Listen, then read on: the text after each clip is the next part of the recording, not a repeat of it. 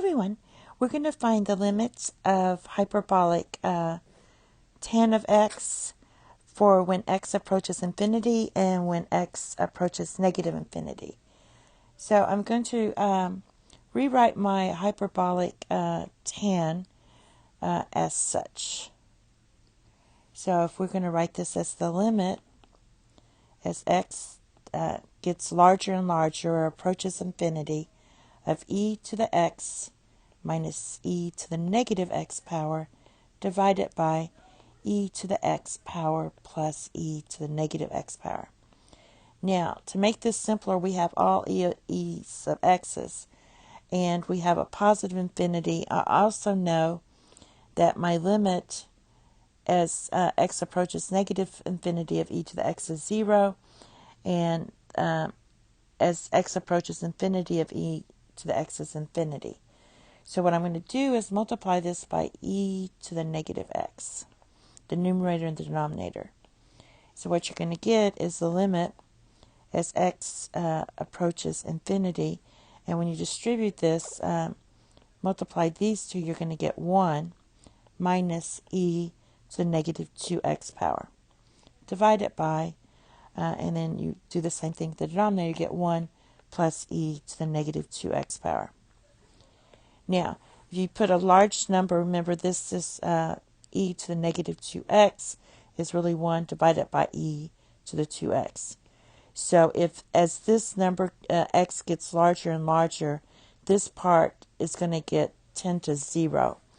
So we're going to get this equals 1 minus 0, and same thing's going to happen for this one. It's still going to get closer, it's going to get larger, get smaller and smaller as the denominator, if you have e to the 2x. It's going to get, this number is going to get closer and closer to 0 if the denominator gets large. So this is going to be 1 plus 0, so our limit is 1. Now let's do the same thing for the next one. We're going to write our limit as x approaches negative infinity. So e to the x minus e to the negative x divided by e to the x plus e to the negative x. And this time let's go ahead and multiply by e to the x. And so this gives you the limit as x approaches negative infinity. And you're going to get e to the 2x power minus 1 divided by e to the 2x power plus 1. And the reason we did the positive x is I know that as e approaches infinity of e to the x, it equals infinity. So if I put negative infinity in here, I have this one, and it equals 0.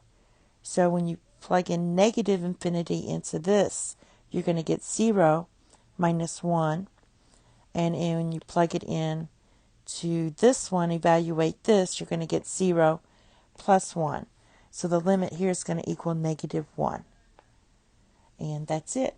Thank you. Have a nice day. Bye-bye.